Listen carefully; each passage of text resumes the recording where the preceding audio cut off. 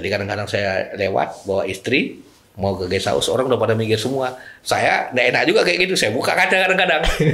Orang ketawa-tawaan. Iya. Wih, ya, terutama ada Pak Bahtiar namanya, yang sekarang di Pekanbaru. Betul air. Ya. AR.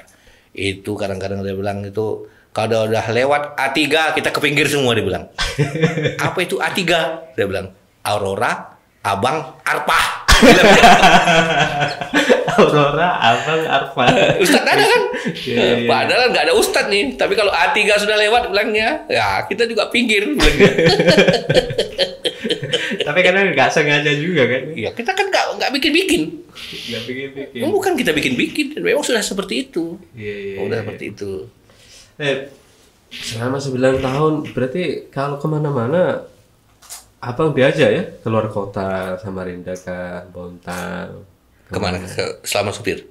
Ya, saya yang jelas kalau keluar kota saya Samarinda, ke Bontang. Habis itu kalau ke rumah Panglima, ke rumah Kapolda. Kapolda dulu kan cuma kolonel pangkatnya. Iya. Nah, ke rumah Pangdam. Habis itu kalau pisah Sangdam. Habis itu suka dulu apa namanya? Sarasehan apa namanya? Kayak diskusi itu apa? Seminar. Mengisi seminar. Wah, kalau seminar di Total, seminar di Gedung Nasional, itu kan seminar saya ikut. Nah, jadi ya namanya kalau ditanya, Bapak dari mana? Dari pesantren. Dari pesantren pasti masuk kan? Iya. Kalau ditanya, Bapak supirnya Ustaz Abdullah Said? Bukan, apa? Santrinya. Tapi tugas saya sebagai supir. Karena kita di Hidayatullah ini, saya bilang, itu bukan pekerjaan, itu tugas. Iya. Sopir itu bukan pekerjaan. Bukan, tapi itu tugas. Beda. Karena besok kita bisa pindah kemana-mana. Mungkin sekarang jadi supir, besok bisa ke sana, bisa ke sini, bisa itu. Karena itu tugas, bukan pekerjaan, saya bilang. Apa kebiasaan almarhum kalau di mobil itu? Nah, kalau dari Karangbukit ke sini kebanyakan beliau itu istirahat. Dia bilang sama saya, Bang, aku mau istirahat ya. Nah, dia bilang sama saya, kalau bawa mobil itu Bang, bilangnya pelan dulu Bang ya, pelan, baru kencang ya. Tapi kalau sudah saya kadang-kadang laju, agak laju gitu kan, nah namanya kadang-kadang ada juga saatnya. Nah, jadi beliau cara negurnya begini mas ya, Bang, dunia belum mau kiamat besok, bilangnya. Sudah ngerti sudah saya itu. Ada negurnya pelan-pelan ya. Kalau kebiasaan beliau menemui pejabat-pejabat itu bagaimana? Abang kan ikut juga ya?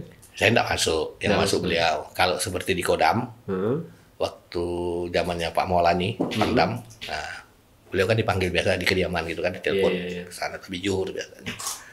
Kalau ke sana, karena saking seringnya ke sana, kalau kita udah datang itu bagian dapur itu kadang-kadang keluar karena dekat dia dari dapur dengan rumah. Itu bagian dapurnya gini sama saya. Bapak, nggak usah di ruang ajudan. Sini aja, kita cerita-cerita, bilangnya.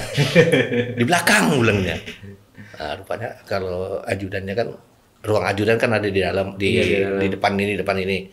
Sampai orang yang di belakang tuh bilang gini, nggak usah di ruang ajudan, paling-paling nanti dapat teh segelas sama kue 2, bilangnya kan. Memang itu udah protapnya kayak gitu kan. Ada. Sini aja, belakang cerita. Oh, macam-macam cerita. Ayo sudah, minum dulu, apa gitu kan. Nah, jadi kalau saya ke sana kadang-kadang kalau saya sudah datang saya enggak ke ruang tunggu yang sama ajudan itu, walaupun pernah saya di situ. Nah, saya kebanyakan kadang-kadang dipanggil ke belakang sama orang cerita. Tapi yang menarik pernah sekali saya di ruang ajudan, di ruang tunggu itu kan, di ruang tunggu.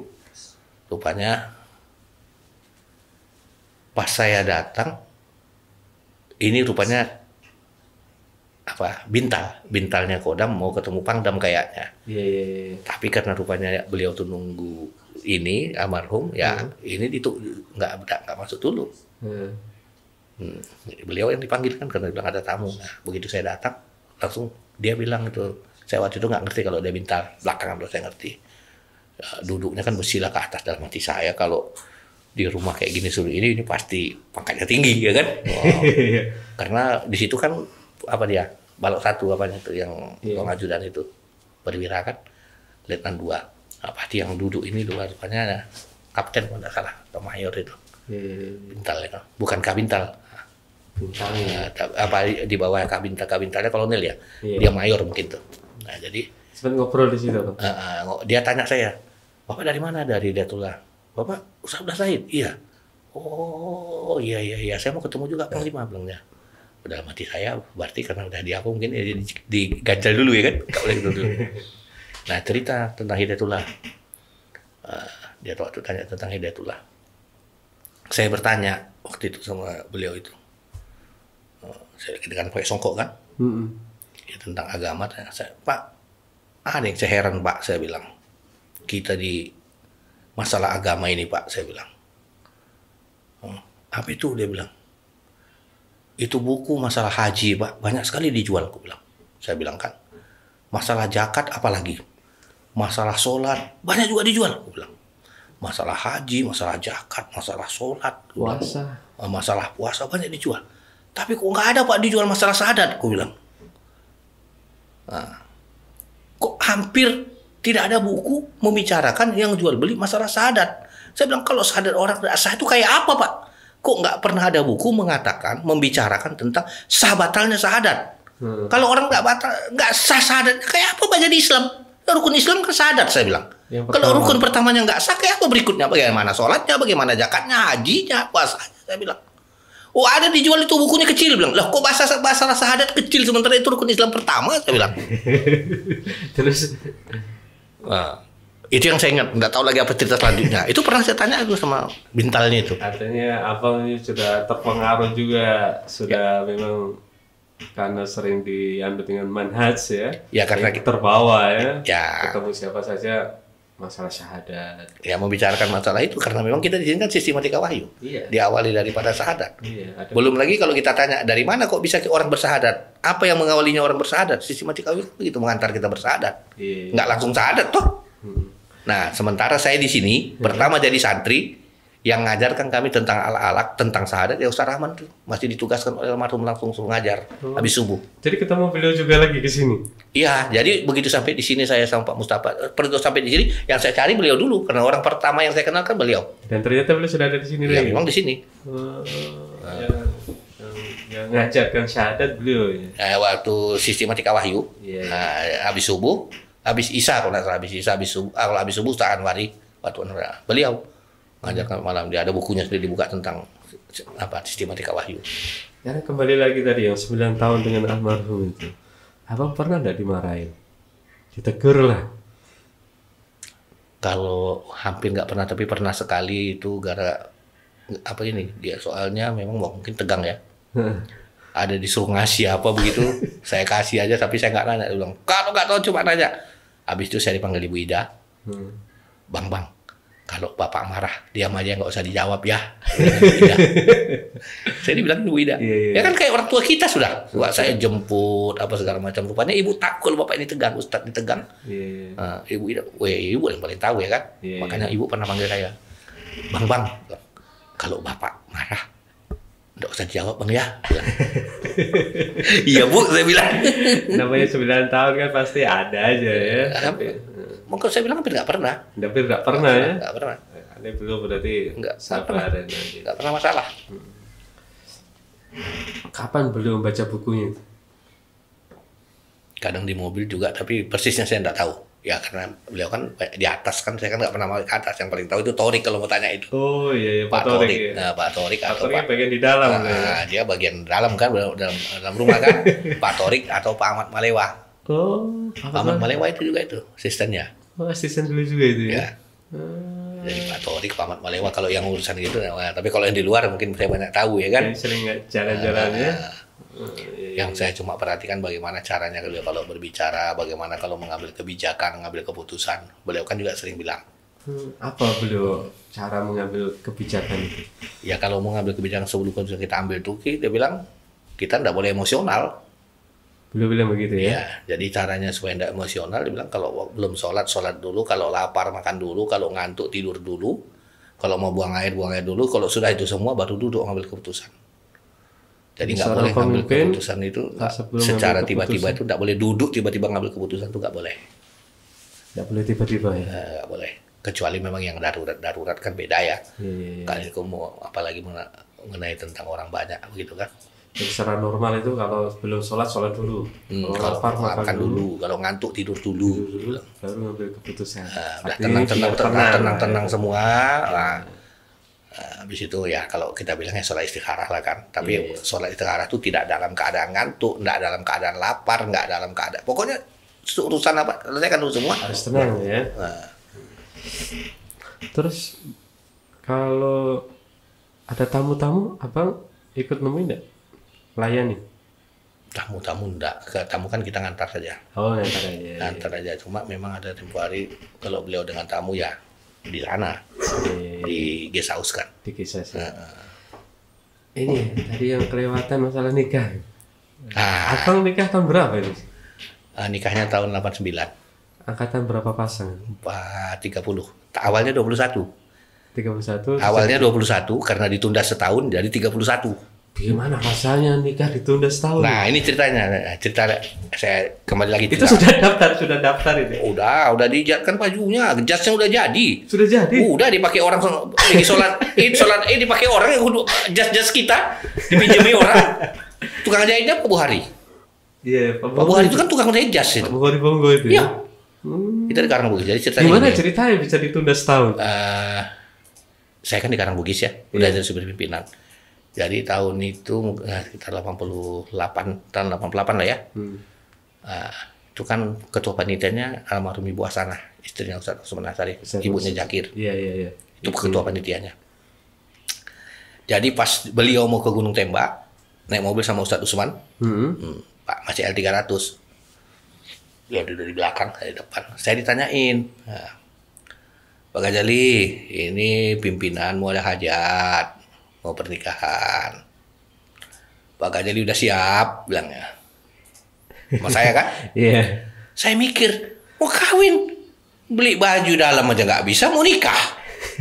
Waktu itu? Iya, persis saya. Langsung keluar dari mulut saya. Belum Bu, saya bilang. Karena pikiran saya ini semua. Belum ada persiapan. Loh, kalau nggak ada duit gimana? Memang kita nggak punya duit, mau nikah kayak apa? Masa nggak ada yang mau dibeli? Baru ditanya mau nikah, jawabannya ya belum lah. Spontan langsung belum ya? Iya, karena itu tadi, ini tuh memang kalau otak duluan ya kayak gitu itu, bukan ketaatannya duluan. Terus beliau nggak nanya lagi? Nah, jadi akhirnya tanya begitu. Setelah ucapan saya itu kan nganter ke sini, udah ngatur nih, mau nanyain semua putra putri berapa ya kan? Iya. Nah, beliau panitia, saya antar maju mundur lah, Karangbugis Gunung Tembak Karangbugis. Lama-lama saya berpikir, wah, dalam satu organisasi itu kan harus ada ketaatan. Sementara pernikahan ini kan program lembaga, programnya pesantren. Kalau sekarang saya nolak, program ini nanti akan ada lagi. Kalau tetap saya nolak lagi, berarti saya lebih baik pergi dari pesantren. Ngapain saya di sini kalau saya nggak bisa taat? Iya. Nah, itu persis saya waktu itu setelah saya duduk. Ini sudah mulai agak tenang ya? Dalam keadaan tenang kan, nggak mikir duit lagi nih. Mikir masalah itu tadi. Ini kan program lembaga, ya ketaatan. Nah, tadi waktu ditanya itu gara-gara ini saya pikir, loh, kok mau nikah nggak ada yang bisa dibeli, duit nggak ada, kok mau nikah? Lalu dia bilang nggak. Nah itu awalnya kan. Tapi setelah kita duduk, mungkin saya pikir iya ya. Ini kan program lembaga. Ibu ini kan menawarkan, ini kan program lembaga, bukan program pribadi. Ya kan? Jadi saya berpikir kalau saya nolak sekarang, nanti ada lagi. Nah kalau nanti nolak lagi, sama aja saya nggak usah di pesantren. Iya, kalau nggak ikut pesantren. Kalau nggak mau ikut apa kalau program pesantren. Program pesantren. Lama-lama saya pikir kan. Beliau lagi? Enggak. Umur saya pikir umur saya kan udah banyak juga ini, ya kan? Sudah berapa itu berarti? 27, 28.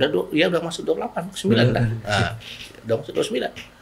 Tapi saya berpikir-pikir, karena tadi masa mau nikah nggak ada duit, Pak? Duit memang nggak ada, Pak. Mau nikah, bagaimana? Kan nggak bisa disambung itu kan? Iya. Pasti orang nikah tuh perlu ini, ya kan? Padahal supir almarhum tidak punya uang. Nggak punya. Nggak ada gajinya. Nggak ada naturannya. Orang sekarang kan ada natur. Saya nggak ada. Nggak ada sama sekali, Pak. Nah, jadi saya pikir lama-lama iya ya kalau nggak mau taat. Nah, akhirnya antar lagi berikutnya waktu pulang dari sini, kan sama Ustaz Usman nih cerita. Saya bilang gini Bu, saya ikut aja Bu program ini Bu, saya bilang. Saya ikut aja, saya bilang. Apa dibilang almarhum? Alhamdulillah. bilangnya. Senangnya hatiku mendengar itu bilangnya. Karena almarhum aja bilang gini, sebab Ustadz aja gundah ini kalau Pak Ghazali tidak ikut bilangnya. Rupanya pimpinannya gundah kalau saya tidak ikut. Artinya beliau disuruh sama Iya, itu. Disuruh. Tapi saya karena cara berpikir saya masih seperti itu ya kan. Kan wajar laku manusia normal. Mau nikah nggak punya duit masa nikah? Tapi setelah tenang, berpikir ulang, ya udah nyerah. Kan nyerah namanya tuh. Ayo udah ikut aja, terserah apa yang terjadi nanti kita lihat. Nah, alhamdulillah senangnya hatinya nanti Ustadz ini kalau dengar begini bilangnya. Gundah betul juga Ustadz ini kalau Pak Ghazali udah ikut bilang. Daftar. Enggak pakai daftar. Oh, udah itu daftar sudah itu. Oh, enggak pakai ngisi formulir. Enggak ada, itu sudah daftar. Pertanyaan jawaban itu daftar sudah. Waktu ditanya, terus tadi kok ditunda? Nah, jadi begini. Waktu itu kan sudah semua. Sudah diistikharahkan. Sudah berbulan-bulan waktu itu. Sudah sempat keluar nama yang 21 itu. Siapa dengan siapa dengan siapa. Itu sudah datang dari cabang-cabang juga? Ada nggak waktu itu? Kita dulu kan petugasnya petugas Bontang apa segala macam. Oh, yang dekat-dekat sini aja. Enggak, memang nggak tinggal di sana, ya ada di sini semua. Oh, pas di sini semua. Tugas di sini ya. Santri sini kan banyak dulu Pak. Kumpul santri cabang belum banyak kayak sekarang. Surabaya belum ada, kalau nggak salah Medan belum ada. Iya. Jadi waktu ya, itu santri kita sini semua. Sudah keluar daftar. Udah tahu kita yang 21 itu. Jadi ya namanya almarhum kan. Yang saya dengar, apa ini belum ada menteri mau kesini bilangnya. Nah biasanya kan tunggu nanti ada kunjungan dari Jakarta ke sini, menteri atau wakil menteri atau siapa gitu kan, untuk meramaikan, untuk memberi sambutan ya. Istilahnya menjual program supaya layak program sampai ke pusat. Pak Ati kan kalau orang putri datang sini nanti dia cerita di sana, bukan kita menceritakan. Itu teknik, triknya kan. Trik dakwahnya itu ya. Jadi waktu itu udah nama sudah semua. Yang jelas saya juga nggak tahu kenapa ditunda. Tapi dia nggak jadi. Karena sudah ada jasnya. Sudah dijadikan jas, sudah jadi. Jasnya udah jadi, sempat. Baju celana udah jadi. Udah sandal semua ya. Ada pembekalan nggak Bang? Itu belum ada. Kalau istilah dulu briefing. Oh, briefing. Dikumpul kita semua, putri sudah di briefing, lagi-lagi sudah di briefing di sini. Pokoknya sudah. Kalau boleh datang itu aja sudah dibicarakan. Nah, tapi yang menarik kan begini. Yang menarik kalau persis saya bukan cuma itu. Kan namanya orang tuh kan punya keinginan. Iya. Apalagi di sini kan banyak santri sini yang memang kenal dengan yang putri. Iya. Nah, semua orang kan ingin yang dia inginkan. Ya kan? Nah, jadi almarhum waktu itu kalau datang pernah bilang begini. Ini kan nggak sedikit. Waktu itu. 20 apa yang jelas orang ini dia bilang tidak semua keinginan kalian itu bisa saya penuhi. Kalian kan pasti punya keinginan. Yang laki-laki ingin perempuan yang modelnya begini, perempuan modelnya yang ingin modelnya laki-lakinya begini. Nggak mungkin semua bisa saya penuhi. Bisa langsung sampaikan itu ya. Nah, karena bukan saya bikin santri putri. Santri putri bukan saya juga yang bikin santri putra bilangnya. Jadi bagaimana caranya supaya keinginan kalian bisa terpenuhi sesuai dengan keinginan yang kalian inginkan, minta sama yang bikin. Yang bikin orang ini bilangnya. Minta sama Allah maksudnya ya. Kan bukan saya yang bikin. Saya kan tinggal cecek aja, coba minta yang benar mana kan gitu. Itulah ketahuan lo orang tua ya kan. Oh, kalau udah kayak gitu. Habis itu jadi minta sama yang bikin. Jadi caranya, bagaimana cara mintanya? Memang diajari ya. Mungkin bilang dituntun. Bangunlah kalian malam, kan biasa bangun malam, mintalah sama Allah yang sesuai kalian inginkan. Putih, hitam, mancung, pesek, belok kiri, belok kanan, kayak derum bilangnya kayak. Pokoknya ketahuan orang semua itu sudah. Yang sesuai kalian inginkan. Jadi minta, bangun malam minta. Mintalah sama Allah. Sesuai dengan keinginan. Jangan keinginan temanmu yang kau minta. Kamu juga jangan keinginan kau yang kau kasih temanmu. Jadi mintalah sesuai dengan keinginan masing-masing. Iya. Nah, jadi itu. Jadi waktu pernikahan itu, ya alhamdulillah kita semua punya keinginan. Saya Dihajatkan dalam doa. ya, saya kenapa? Memang itu apa? Saya waktu itu semua yang saya minta itu tidak ada yang meleset, 100% saya dapat. Tapi kenapa saya omongkan sama orang? Nah, saya omongkan, wah dapat saya semua 100% yang saya minta. Nah, waktu itu didengar. Waktu keluar nama itu ya? Setelah nikah. Setelah nikah. Nah, ada Pak Yusuf Suraji, ya, itu kan saya bilang waktu itu. Artinya nyampaikan kan saya bentuk syukur ya. Dijadikan bahan ceramah sama Pak Yusuf rupanya. Abang minta dapat semua, tapi yang nggak dia minta, ya kau tawan lagi orang sudah. Tapi abang waktu itu sempat izin sama Ato juga? Waktu menikah, hendak komunikasi kan susah. Oh. Ya udah sampai sini sudah, saya nggak ada hubungan kayaknya. Tapi ada yang menarik. Waktu saya di sini, saya nggak pernah rasanya seumur-umur seperti itu. Rindu keluarga. Saya di sini saya rindukan keluarga saya semua yang di Medan itu. Mau betul pulang. Tiba-tiba muncul itu ya? Ada saatnya itu, ada saatnya. Nggak tahu udah berapa lama itu ya. Jadi itu kayaknya nggak bisa ditahan. Tapi saya berpikir, saya pulang ngapain? Itu waktu itu sudah nikah atau belum? Belum. Oh, belum. Belum.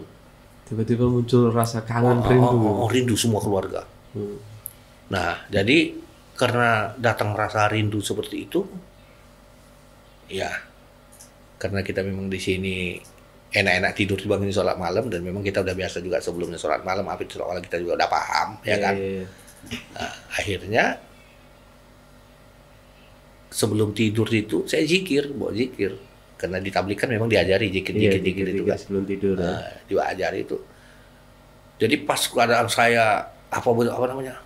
Rindu betul keluarga. Saya bawa zikir dan saya tertidur. Yang menarik dalam tidur itu saya jumpa ketemu semua kata keluarga saya itu. Yang saya rindukan itu. Mimpi itu ya. Dalam mimpi itu. Sambil makan. Saya bangun masih terasa makanan itu di mulut saya. Dan alhamdulillah habis itu hilang itu rasa rindu. Terobati ya. Terobati. Dengan mimpi itu, tapi dengan zikir. Jadi saya berpikir berarti semua keinginan kita, kalau kita dekat dengan Allah, ya kan? Caranya Allah mengasih apa? Ya kayak gitu itu. Caranya mudah aja ya. Kalau betul, langsung hilang rindu. Nah, yang kedua, seperti dibilang itu, kita mau nikah punya keinginan perempuan yang kayak mana kita ingin, pasti punya. Nggak bisa ditanya lah, pasti punya. Kecuali nggak mungkin orang nggak, cuma kadang-kadang malu mengutarakan. Punya kriteria lah. Ya, menurut kita kayak apa? Nah, itu juga saya dapatkan 100%. Itu yang saya mau tanya tadi loh, kenapa bisa, gimana perasaannya pengantin waktu itu? Ditunda 1 tahun itu. Nah, kalau ditunda 1 tahun waktu itu, saya tuh nggak pernah ada masalah. Kenapa? Orang nggak pernah kenal juga. Udah tahu juga ya. Nggak kenal. Siapa yang mau apa masalahnya? Nggak ada. Iya. Nah, cuma yang menarik, waktu begitu kita sudah mau hari H, nah, kan ada pengajian malam Jumat itu aula kan penuh, Pak. Aula Karangbugis. Aula Karangbugis yang bus panjang dulu itu, yang dibongkar sekarang, bikin sekolahan itu, yang kayu itu penuh dari ujung ke ujung tuh, malam Jumat itu pengajian. Ada orang Pertamina, orang Unokal, orang Total, orang ada tentara, ada polisi, semua ada situ. Mulai penjual di Pandansari sampai bosnya Pandansari ada semua di situ. Mulai pokoknya ada semua. Malam itu ya. Malam Jumat itu. Jadi kalau ada pernikahan itu pasti beliau umumkan.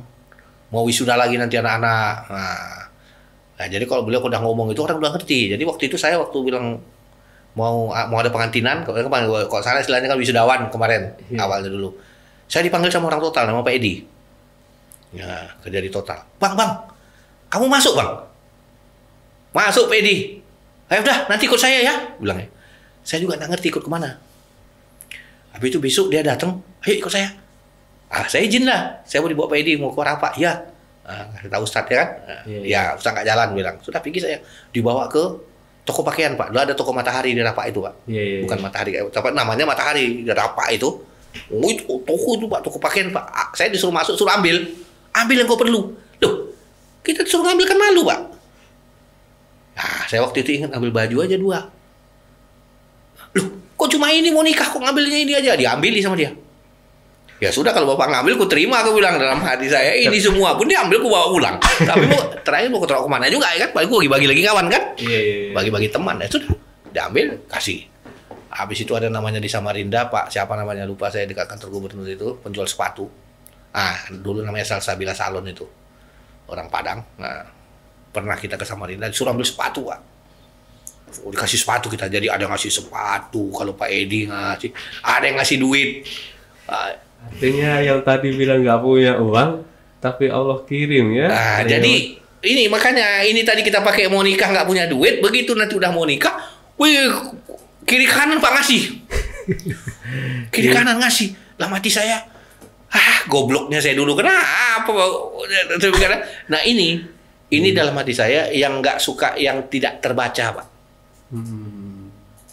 Yang dibilang intan surullah yang surkum, kalau kamu bantu kamu, ini kan nggak terbaca. Iya. Dan nggak bisa pakai nalar. Nggak bisa pakai nalar. Ini kan pakai nalar. Dan makanya samina wa ta'na. Makanya di pesantren ini Pak, modal satu-satunya saya sampai sekarang itu samina. Itu yang saya jaga, modal ketaatan itu Pak. Itu kata kunci. Kata kunci ya. Kata kunci itu. Samina wa ta'na. Karena di situ Allah kasih pertolongan. Nanti ada jalan keluar yang nggak pernah kita pikir-pikir. Nah, contohnya waktu mau nikah saya bilang tadi, saya mau nikah aja nolak. Kenapa? Nggak punya duit mau nikah. Ya walaupun mungkin dengan sekarang beda apa ya, tapi waktu itu kondisi waktu itu ya seperti itu, logis masih. Terus ibu gimana ibu? Sama saya Bu Arfa. Waktu pertama ketemu kayak apa itu? Ya namanya orang nggak pernah kenal. Tapi semua ada cerita. Beliau santrinya lama juga di sini. Dia sejak 82. Oh, sejak 82 dari berapa? Dari berapa? Iya. Lebih lama, saya kan 86 datang nih, 89. Jadi kalau Putri punya cerita sendiri lagi ya kan. Kalau kita laki-laki kan, saya kan supir pimpinan. Saya juga baru tahu kalau Putri itu banyak yang suka sama saya, yang sudah ngincer-ngincer. Tapi kan nggak berani ngomong rupanya. Saya tahunya dari mana? Dari istri saya sekarang, karena istri saya bilang. Karena abang jadi sopir kan orang dekat almarhum, pasti jadi idola ya. Padahal kita kan nggak ngerti, nggak paham ya. Nggak paham. Tapi santri Putri tahu, ada sopirnya almarhum. Nah, ada sopir yang paling ya. Jadi gini, saya waktu itu sama almarhum Tanah ditanya, Pak Ghazali mau yang mana? Saya ditawari Pak. Ada guru, ada ini, ada ini, ada ini. Dia bilang kan, saya bilang begini. Waduh, kalau saya terserah pimpin aja dah. Saya bilang mana yang dikasih masih tentu yang terbaik untuk saya bilang. Nah, itu tadi. Karena sudah kapok dari awal tadi menentukan dalam pikiran saya mau nikah nggak punya duit tuh kan. Nolak. Nah ini aku enggak suka. Begitu ditanya enggak pakai pikiran lagi. Terah aja pimpinan dia bilang, mana yang dikasih mesti yang terbaik. Itu aja sudah. Modal taat aja ya. Ya. Padahal kalau mobilnya bisa aja. Lah, bisa orang ditawari.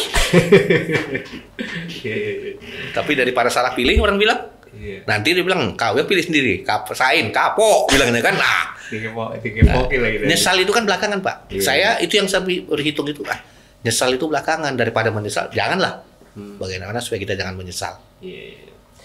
Terus apa pernah ada nasihat dari almarhum yang sampai hari ini mungkin masih terkesan, atau pesan-pesan dari almarhum? Kalau dibilang nasihat bisa juga, teguran bisa juga, warning bisa juga. Ada cerita begini. Ada satu saat keluarganya almarhum ini mau pinjam mobil, mau pakai mobil. Jadi saya disuruh ngomong ke pimpinan, mau pinjam mobil. Saya bilang, kenapa enggak bapak aja, masih keluarganya nih. Kenapa enggak bapak aja yang pinjam? Abang aja, bilang yang mau pinjam ini. Ya, karena saya merasa disuruh, karena yang nyuruh juga masih keluarga dekat. Saya dulu kan pakai iPhone sistemnya, saya pijit iPhone. Langsung dibilang,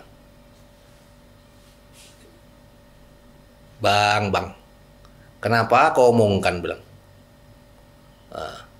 Supaya kau tahu Bang ya, dia bilang. Bahasamu ini kepada saya, ini namanya bahasa menjebak Bang. Ini namanya bahasa menjebak. Jangan kau ulangi 2 kali Bang ya. Kenapa?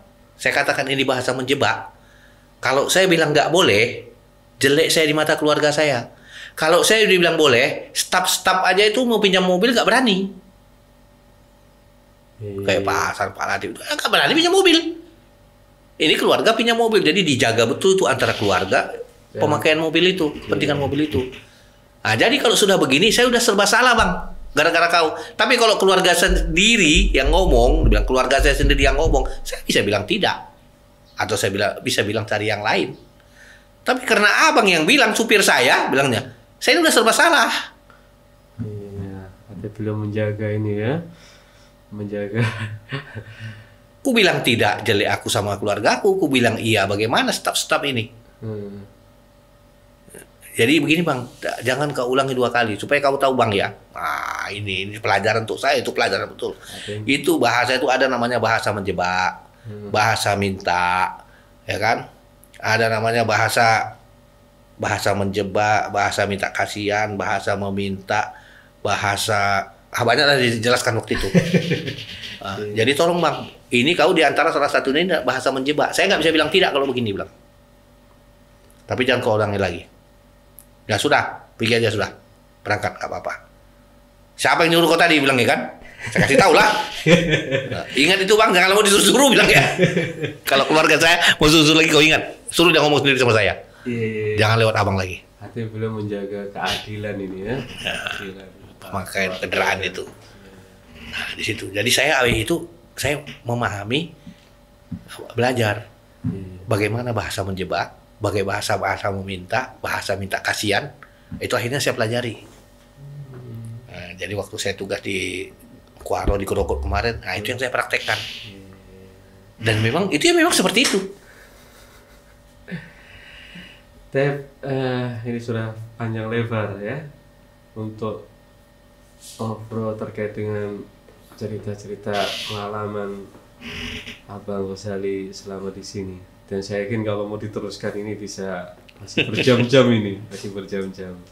Tapi insya Allah ini sudah cukup ya. Ini untuk menyemangati teman-teman yang belum pernah mendengar dan tidak pernah lihat almarhum. Ya, ini generasi 20 tahun 2000-an ini tidak tahu. Ini sudah 2020 ya. Jadi yang masa apa gini, ada pertanyaan tadi yang belum saya jawab sebenarnya, bagaimana saya bisa jadi supir pimpinan itu kan? Iya. Nah, sementara saya sini kan nggak punya keluarga. Iya, sendiri, nggak punya sementara juga. Lembaga ini kan bukan lembaga ece-ece. Iya. Pimpinan itu kan sakral. Sementara supirnya orang nggak dikenal. Kan bisa dikatakan begitu. Artinya latar belakang saya kan yang tahu cuma saya. Nah, tapi rupanya kalau saya waktu saya tadi tanya sama Pak Hasan gimana kok saya bisa jadi pimpinan, bilang aja karena pimpinan sayang kamu. Jadi kalau saya tanya memang itu dulu maunya pimpinan mau jadi supir. Walaupun banyak yang tidak setuju.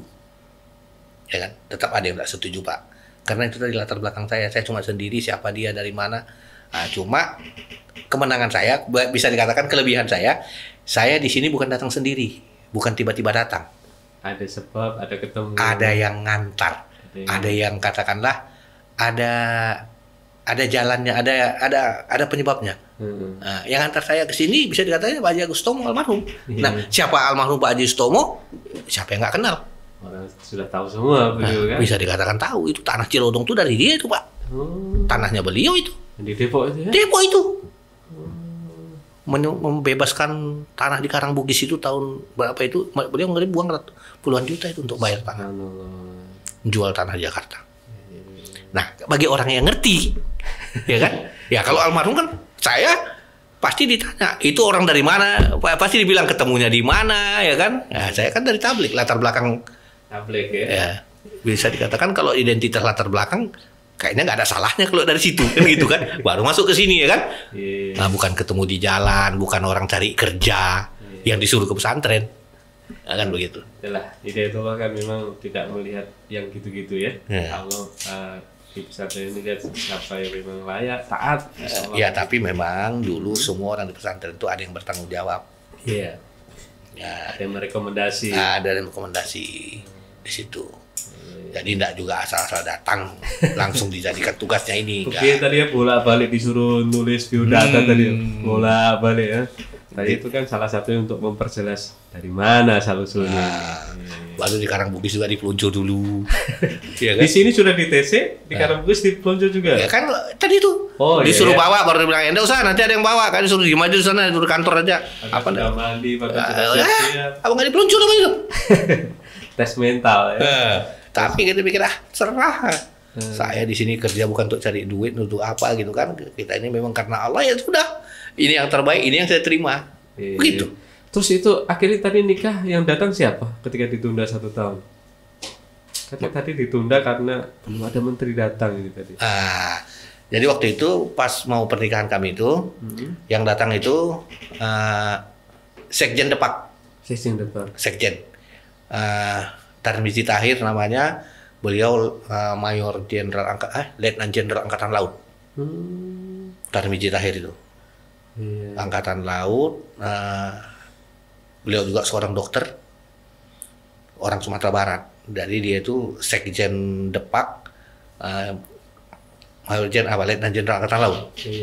Tapi yang baru itu selalu kalau ada momen-momen itu harus ada datang pejabat-pejabat. Ya pas kedatangan pejabat. Kan beliau kontak sama wali kota, kapan ada pejabat datang atau begitu kan? Ada komunikasi atau dengan Pangdam, waktu itu komunikasi dengan Pangdam. Pak Z.A. Maulani. Abang yang di sini angkatan siapa aja yang masih ada? Angkatan menikah. Pak Aring, Pak Asmi, Pak Eronsah, Pak Sahlan. Coba lagi lah. Itu kemarin? Enggak. Si banyak juga ya. Itu yang ya Pak Ardiansah. Pak Ardiansah yang di Alwi, Karangbugis, Pak Alwi. Ya itu yang pertama. Yang nikahnya pertama. Nah itu yang generasi itulah. Ya, alhamdulillah. Terima kasih banyak Abang bersedia datang ke sini. Semoga Allah SWT memberikan keberkahan dan pelajaran pada kita semuanya. Doanya semoga Munas kelima Hidayatullah sukses dan selamat. Amin. Dari kami mohon maaf. Waalaikumsalam warahmatullahi wabarakatuh. Waalaikumsalam.